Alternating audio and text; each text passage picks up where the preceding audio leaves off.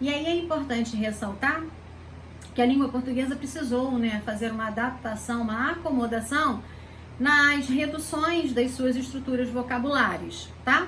E aí a gente precisa entender que na morfologia, o processo de redução consiste na perda da estrutura original da palavra, sem que, entretanto, apareça um novo vocábulo, mas sim uma reformulação da forma original. A expressão vossa mercê, por exemplo, que após vários processos fonéticos chegou ao contemporâneo, você ganhou mais duas variações, C, bastante comum na oralidade, e VC, forma diretamente ligada aos canais de comunicação, que aqui é o que nos interessa, porque é a linguagem da internet que a gente está vendo, tá? E aí a gente precisa também atentar para as associações fonêmicas, lembrando que fonema é o som de uma determinada letra. Por meio da assimilação sonora, pelo que a gente ouve, né, novas formas de uma mesma palavra são criadas, permitindo que se identifique facilmente o vocábulo de que se originam. Um processo que exemplifica esse fenômeno é o verificado na palavra cadê, que na coloquialidade funciona como pronome interrogativo e em meios digitais a forma assume o cadê, tá? E aí a gente precisa entender que também acontece na linguagem da internet o que a gente chama de acréscimo de linguagem não verbal, que vocês conhecem muito bem.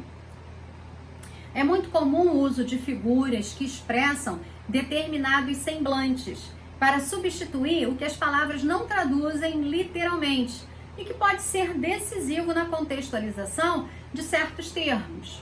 Motivo relevante para que os chamados emoticons tenham se difundido bastante na comunicação digital, buscando alcançar a expressividade que apenas letras não têm. Quantas vezes, né, vocês devem ter mandado uma carinha feia, né, para dizer para aquela pessoa, para o seu interlocutor, que você estava com raiva. E não necessariamente você precisou escrever, estou com raiva de você. Apenas colocado ali o símbolo dessa carinha, a pessoa já identifica que algo não está certo, tá? E a gente também vê na linguagem da internet a possibilidade da expressividade na pontuação. Sinais de pontuação que finalizam frases, por exemplo, podem marcar desde a maior neutralidade como ponto final, até a mais intensa emotividade, com o ponto de exclamação e as reticências. Dessa forma, buscando ser mais expressiva, a linguagem digital tem por característica intensificar por repetição ou associação entre símbolos alguns desses significados, como na frase não aceito, e aí eu coloco lá 3 pontos de exclamação para dar ênfase àquilo que eu estou falando. Ou quer simplesmente que eu esqueça as barbaridades que ouvimos na reunião, e aí eu coloco um ponto de interrogação que caracteriza a indagação e coloco mais 2 pontos de exclamação, tá? Tudo por um caráter enfático da linguagem. Coisa que normalmente num texto formal vocês não podem fazer, ok? E aí também na linguagem da internet a gente vê as onomatopeias sendo muito bem vistas, tá?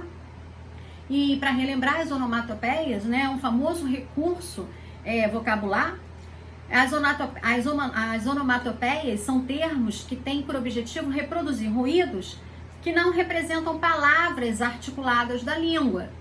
A agilidade com que a comunicação digital ocorre incentivou exatamente o surgimento de novos formatos de onomatopeia, por repetição de letras, por exemplo. A representação de risadas, por exemplo, né, vão de, por exemplo, kkkkk, né, em que eu pego o fonema K e repetidamente eu coloco ali, ou re, que é o HE, também sendo colocado diversas vezes em sequência, né, ilustra essa tendência de simbolizar tais sons na língua portuguesa, na linguagem digital, tá? E aí eu chamo a atenção de vocês para a presença de marcas de oralidade. O que tem que ficar muito claro aqui para vocês é que a linguagem digital, e a gente vê isso hoje principalmente nesse momento de isolamento social, ela é muito bem-vinda. Mas desde que eu consiga entender o contexto de circulação em que vai se dar essa linguagem. Se é um contexto de maneira informal, beleza, ela está sendo muito bem-vinda. Mas se eu estou escrevendo, né, textos acadêmicos, artigos científicos, é preciso tomar, ou mesmo uma redação para a escola, a não ser que seja solicitado esse tipo de gênero textual, é preciso ter muito cuidado, tá? Para não pecar pelo excesso dessas marcas de oralidade. O que pode acontecer, por exemplo, via WhatsApp, né? Ou em qualquer direct de qualquer site das mídias sociais, é preciso ter muito cuidado para não levar essas marcas de oralidade para textos oficiais, ok? Então, embora sejam escritas as mensagens instantâneas, né, que trocamos o tempo inteiro em aplicativos como o WhatsApp, são marcadas por traços de oralidade, tá? Ao escrevê-las, muitas vezes não marcamos as concordâncias verbal e nominal. Outras vezes, não pontuamos adequadamente um segmento, sinalizando que estamos nos valendo da oralidade numa modalidade em que convenções da escrita são amplamente utilizadas. Isso se deve também ao menor grau de formalidade entre os interlocutores. Não se deve entender que a linguagem usada na internet é dotada de um valor menor que a variação defendida pela gramática, mas sim que é mais uma modalidade a ser aplicada em um espaço restrito.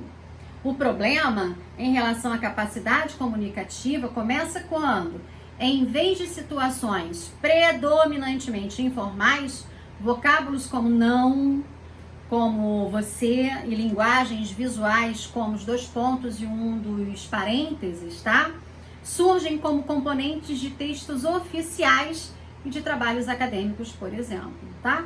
E aí a gente se pergunta, qual é o papel ativo do leitor nesse processo da linguagem na internet, tá?